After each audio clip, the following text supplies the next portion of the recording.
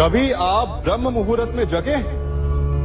जगकर देखिए, संध्या होने के पश्चात जब रात्रि का अंधकार सारे संसार को धीरे धीरे अपने अंधकार में निगलने लगता है, तो यही अंधकार ब्रह्म मुहूर्त में भोर होने से ठीक पूर्व तनिक अधिक काला हो जाता है।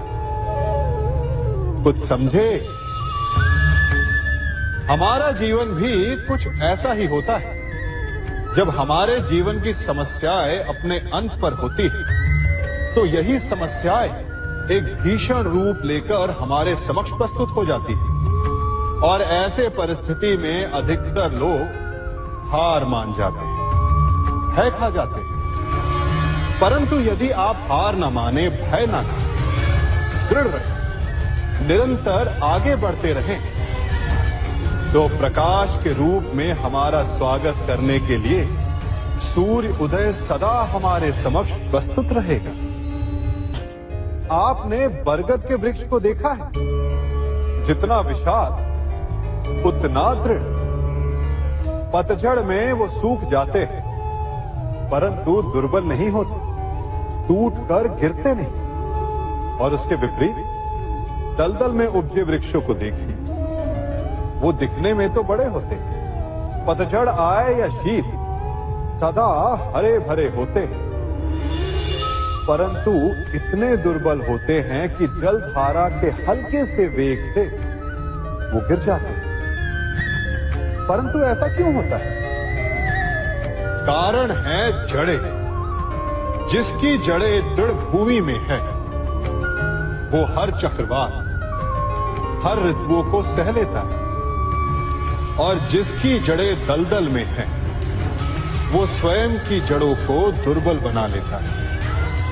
कुछ ऐसा ही मनुष्य भी होता है, जो अधर्म, कुकर्म और असत्य की धरा पर उपजा है। वो समय की एक मार भी नहीं सह पाता, और जो मनुष्य सत्य, धर्म की धरा पर उपजा है, वो हर समस्या से अविचलित हो जाता है। अब आप पर निर्भर करता है कि आप क्या बनना चाहते हैं। हमारे जीवन में मित्र और शत्रु बड़ा महत्व रखते हैं। यदि गंभीरता से सोचा जाए तो ऐसा कोई क्षण नहीं जब हम अपने मित्रों के बारे में ना सोचते हो या फिर अपने शत्रुओं के बारे में। हमारा हर कार्य या तो हमारे मित्रों के हित के लिए होता है या फिर हमारे शत्रुओं के अहित के लिए। हम हर स्थान या तो अपने मित्रों के साथ होते हैं या फिर अपने शत्रुओं के साथ। कोई नहीं चाहता कि उनका शत्रु प्रसन्न रहे। हर कोई अपने शत्रु को नष्ट कर देना चाहता है, और ऐसा करने के लिए वो हर संभव प्रयास करता है। उसे आर्थिक, मानसिक और शारीरिक हानि पहुंचाने का प्रयास करता है। परंतु यदि मैं आज आपको ऐसा मंत्र सिखाऊं जिससे आप अपने शत्रु को सदा के लिए नष्ट कर दें, तो और वो मंत्र है मित्र बनाना। अपने सभी शत्रुओं को अपना मित्र बना लीजिए और आपके सारे शत्रु स्वतः ही समाप्त हो जाएंगे। मैं क्या कर रहा हूं? मैं दिए प्रज्वलित कर रहा हूं ताकि अंधकार को मिटा सकूं। अब आप कहेंगे कि इसमें कौन सी बड़ी बात है ना? परंतु इसमें महत्वपूर्ण बात समझने के लिए यह है कि मैं क्या नहीं कर रहा हूं, और मैं अंधकार नहीं कर रहा हूं। क्योंकि अंधकार को मिटाने के लिए प्रकाश का अस्त्र तो उठाना ही पड़ता है। बुराई को बुराई से नहीं, अच्छाई से जीता जाता है। अन्याय को अन्याय से नहीं, न्याय से लड़ा जाता है। क्रोध को क्रोध से नहीं, क्षमा का साथ लेना होता है। ठीक उसी प्रकार एक लोहा लोहे को काटता है, परंतु एक ठंडा लोहा ही गर्म लोहे को काट सकता है। इसलिए यदि आपको अपने जीवन में विजयी होना है तो अपने शस्त्रों को, अपने अस्त्रों को सोच समझ कर उठाइए, क्योंकि एक अनुचित सोच परिणाम पर भारी प्रभाव डाल सकती है। आप सब सोच रहे होंगे कि ये क्या मैं करने लगा। मैं इस पौधे को जड़ से उखाड़ रहा हूं। आश्चर्य हो रहा है ना कि एक पौधे को उखाड़ना या काटना ना केवल एक अपराध है अपितु पाप भी है। तो फिर मुझे ऐसा करने की क्या आवश्यकता पड़ गई? क्योंकि कई बार विनाश ही सृजन तक पहुंचाता है। यदि नया भवन बनाना हो तो पुराने भवन को गिराना पड़ता है। व्यवस्था को परिवर्तित करने के लिए क्रांति लानी पड़ती है।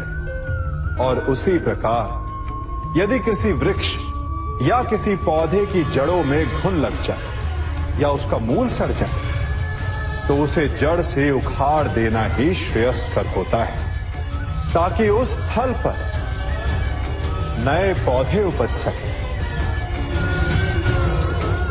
युद्ध करना पर्याय नहीं,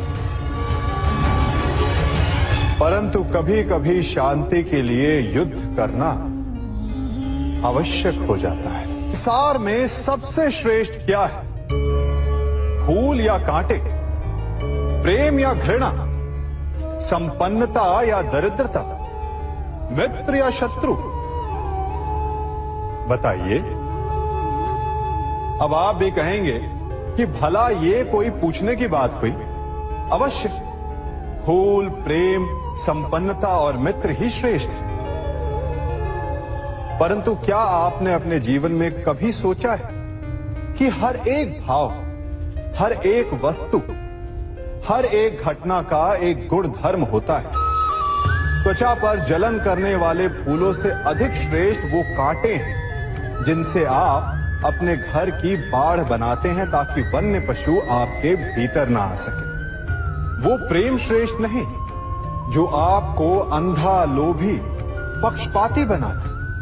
वो घृणा श्रेष्ठ है जो आपको नया मार्ग दिखाता। वो संपन्नता श्रेष्ठ नहीं जो आपको कृपण बनाता, मतदान बनाता। वो दरिद्रता श्रेष्ठ है जो आपको जीवन में परिश्रम करने की शिक्षा दे। कुविचार देने वाले, बुरा मार्ग दिखाने वाले मित्रों से अधिक श्रेष्ठ वो शत्रु होते हैं जो हमें जीवन का लक्ष्य देते हैं। इसलिए अपने जीवन में हर वस्तु, हर भाव, हर घटना के गुण धर्म को पहचानिए और उसके पश्चात अपना चयन कीजिए। स्वर्ण, हम सभी को अपने जीवन में स्वर्ण से कभी ना कभी कुछ ना कुछ थोड़ा या अधिक मोह होता ही है ना? परंतु क्या आपने कभी सोचा कि स्वर्ण को प्राप्त कैसे किया जाता है? जब भूमिगत खदानों से स्वर्ण को निकाला जाता है तब वो एक पाषाण की भांति होता है।